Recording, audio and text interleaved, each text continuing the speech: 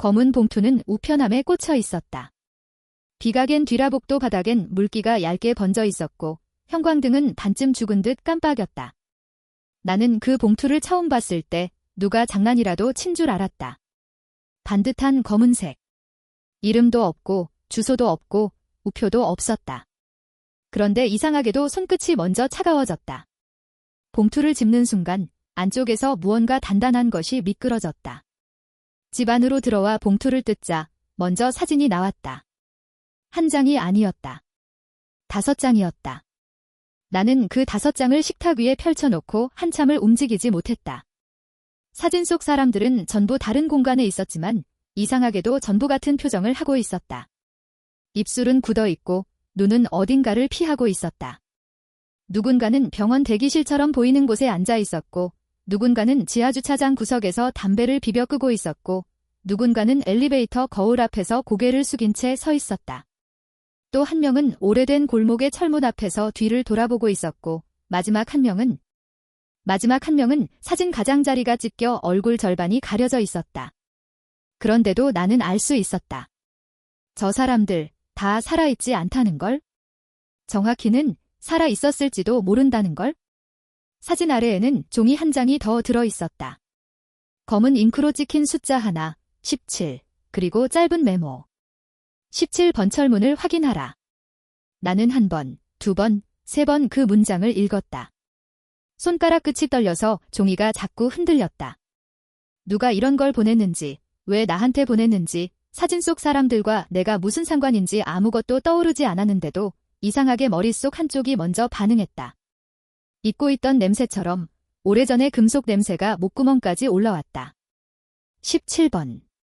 그 번호를 보는 순간 나는 몇 달 전 들었던 소문 하나를 떠올렸다. 철거 예정인 오래된 창고 단지, 그 안쪽에 유독 잠겨있는 철문 하나, 아무도 쓰지 않는다고 했지만 밤마다 누가 드나드는 걸 봤다는 사람도 있었다. 문에는 번호판만 덜렁 남아있었고 17번이라는 숫자가 유난히 선명했다고 했다. 그땐 그냥 허황된 이야기라고 넘겼다.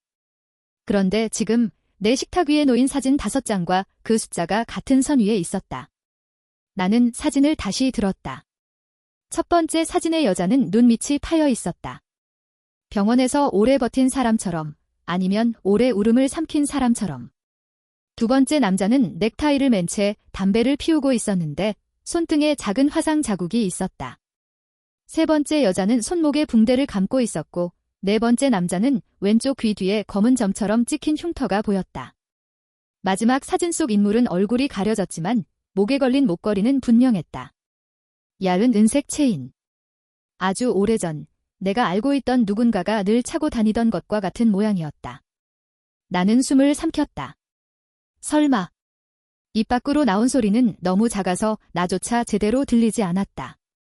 하지만 그 한마디가 떨어지자마자 식탁 위 공기가 바뀌었다. 방금 전까지는 단순한 불쾌감이었는데 이제는 확실한 불안이었다. 누군가 나를 보고 있다.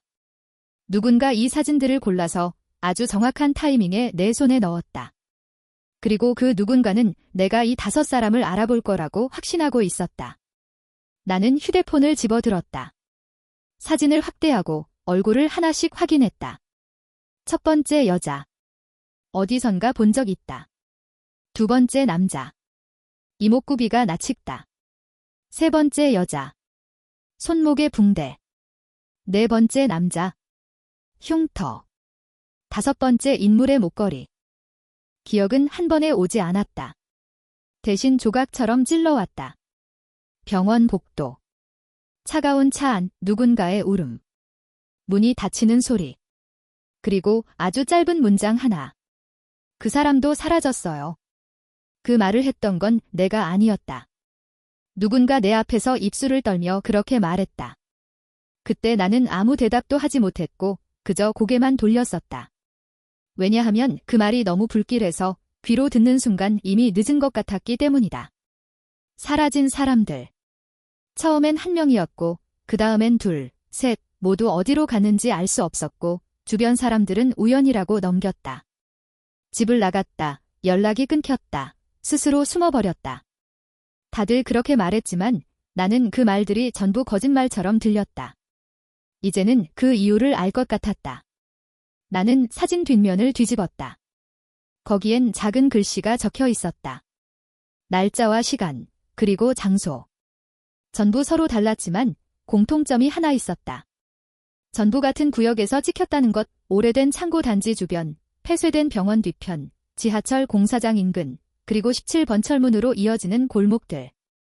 누군가 이 사람들을 한 줄로 묶어 놓고 있었다. 우연이 아니었다. 실종은 흩어진 사건이 아니었다. 누군가의 손이 있었다. 아주 조용하고 아주 익숙하게 사람을 지워버리는 손이. 나는 노트북을 켰다. 검색창에 창고단지 이름을 치자마자 오래된 기사 몇 개가 떠올랐다. 화재, 안전점검 미비, 내부 출입 금지. 댓글들은 다 비슷했다. 그 근처 밤에 가지 마라. 사람이 사라진다더라.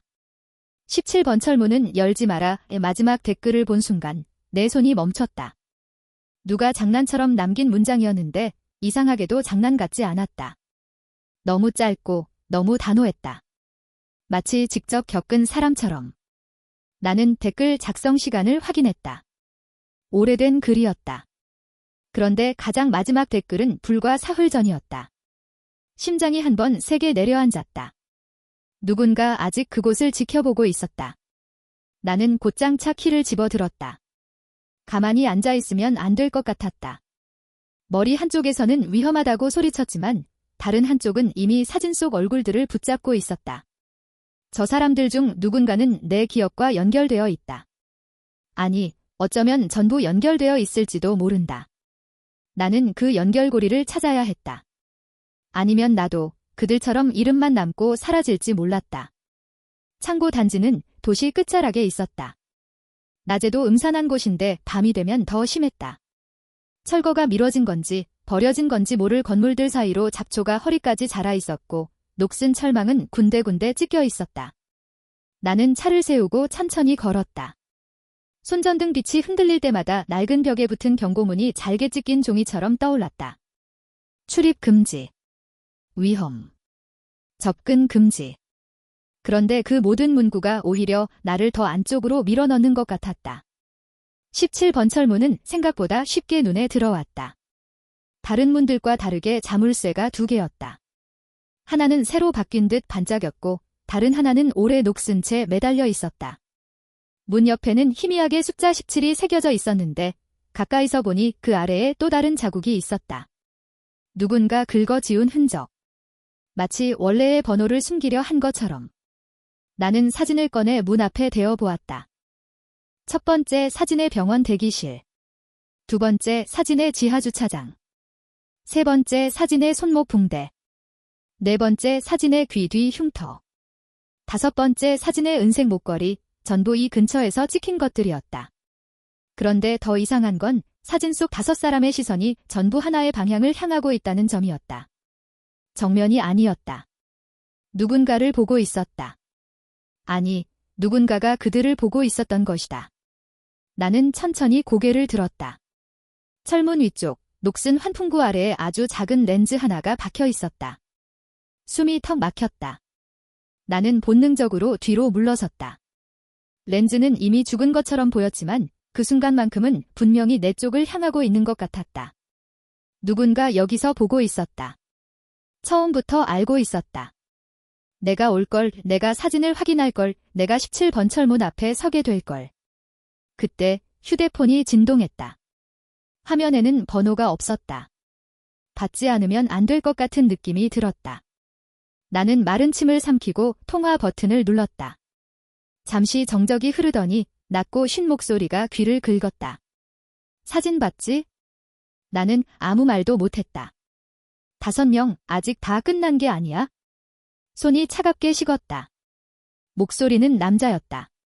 아니, 남자인지 여자인지 구분이 잘 안 될 정도로 목소리를 눌러놓은 것 같았다.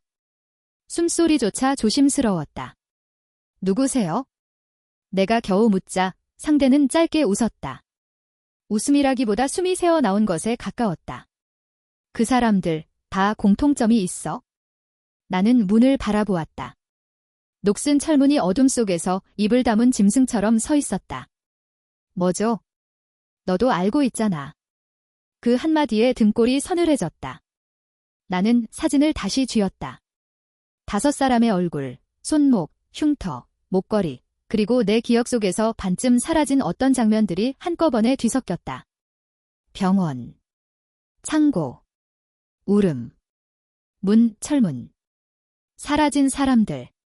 전부 따로 노는 것 같았는데 이제는 하나의 선으로 이어지는 느낌이었다. 말해요. 이 사람들 공통점이 뭐예요? 잠깐의 침묵이 흘렀다. 그리고 그 짧은 침묵 끝에 목소리가 아주 천천히 내려앉았다. 다들 11시에 사라졌어. 나는 입술을 깨물었다. 손끝이 떨려 휴대폰이 미끄러질 뻔했다. 무슨 뜻이에요? 오늘 밤 11시, 오지 않으면 또 사라진다.